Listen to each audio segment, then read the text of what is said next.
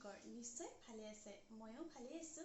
আজি আপোনালোকৰ বাবে নতুন এটা ভিডিও লৈ আহিছো সো ভিডিওটো সম্পূৰ্ণকৈ চাই থাকিব অম্বুবাচী মেলানো কি আৰু হাত লগা বুলিনো কিয় কোৱা হয় সেই বিষয়ে কিছু কথা আপোনালোকৰ লগত শেয়াৰ কৰিম বুলি ভাবিলো ইয়াতে ভিডিওটো বনাওতে কিবা ফুল ভ্ৰান্তি হ'ব পাৰে কিবা ফুল হলে ক্ষমা কৰি দিব নীলাচল পাহাৰত অৱস্থিত শক্তিপীঠ কামাখ্যা ধামত অম্বুবাচী মেলাক লৈ বাঢ়িছে ব্যস্ততা ইয়াতে দেশ বিদেশৰ পৰা বহুতো দৰ্শনাৰ্থীৰ সমাগম ঘটে অম্বুবাচী মেলা 22 জুনৰ পৰা 26 জুনলৈ অৰ্থাৎ যোৱাকালিৰ পৰা আৰম্ভ হৈছে আৰু 25 জুনৰ নিশা হ'ব নিবৃত্তি আৰু 26 জুনৰ দিনা দৰ্শনাৰ্থীৰ বাবে খুলি দিয়া হ'ব কামাখ্যা দুৱাৰ সমগ্ৰ অসমতে হিন্দু ধৰ্মাৱলম্বী লোকে এই পৰ্বটো পালন কৰি আহিছে এই পৰ্বটো প্ৰতি বছৰে অসমীয়াৰ আহাৰ মাহত পালন কৰা হয় অম্বুবাচী শব্দটো এটা সংস্কৃত শব্দ হয় এই শব্দটোৰ অম্বু মানে হৈছে পানী আৰু বাচী মানে হৈছে পুষ্পিত হোৱা সেয়েহে অম্বুবাচী দেৱী বসুমতী পুষ্পিত হোৱা বুলি বিশ্বাস কৰা হয় অম্বুবাচী পালন কৰিবলৈ কোনো বাৰ তিথি আদি দৰকাৰ নহয় আহাৰ মাহৰ 7 দিন গ'লেই অম্বুবাচী হোৱা বুলি কোৱা হয় সেয়েহে অম্বুবাচীক হাত লগা বুলিও বা আমতি বুলিও কোৱা হয় জ্যোতিষশাস্ত্ৰৰ মতে আহাৰ মাহত মৃগশিৰা নক্ষত্ৰৰ চতুৰ্থ পাদৰ পৰা আৰম্ভ কৰি আদ্ৰা নক্ষত্ৰৰ প্ৰথম পাদৰ ভিতৰত ধৰিত্ৰী দেৱী বা বসুমতী দেৱী ঋতুমতী হয় এই সময়ছোৱাতে হিন্দু ধৰ্মৰ লোকসকলে অম্বুবাচী পালন কৰে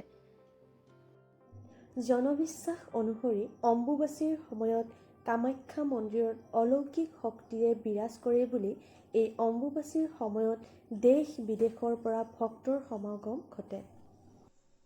দক্ষৰ জীয়ৰী সতীয়ে পিতৃৰ অমতত মহাদেৱৰ সৈতে বিবাহ হৈছিল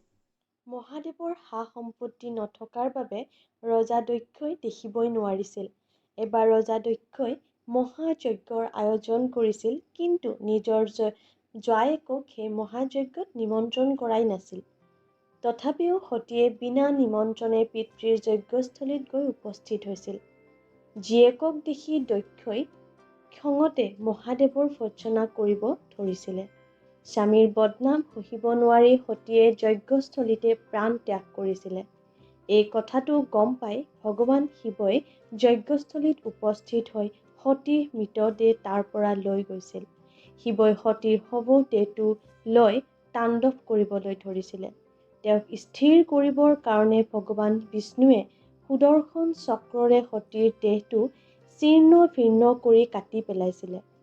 সতীৰ ছিন্ন দেহৰ অংশ যি যি স্থানত পৰিছিল সেই স্থানসমূহক শক্তিপীঠ ৰূপে জনা যায়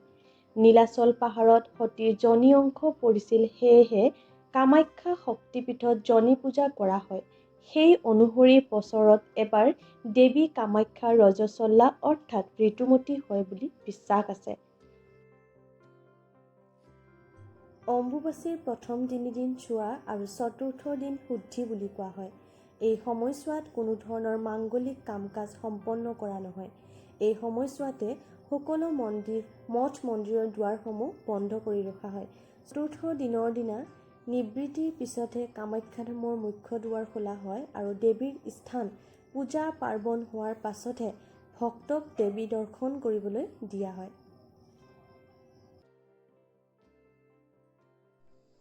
আজিৰ ভিডিওটো ইমানতেই সামৰিলোঁ মোৰ ভিডিওটো চাই যদি ভাল লাগিলে প্লিজ কমেণ্টত জনাব আৰু মোৰ চেনেলটো লাইক শ্বেয়াৰ কৰি দিব মোৰ চেনেলটোত যদি আপোনালোকে নতুনকৈ ভিজিট কৰিছে প্লিজ ছাবস্ক্ৰাইব কৰিবলৈ নাপাহৰিব ধন্যবাদ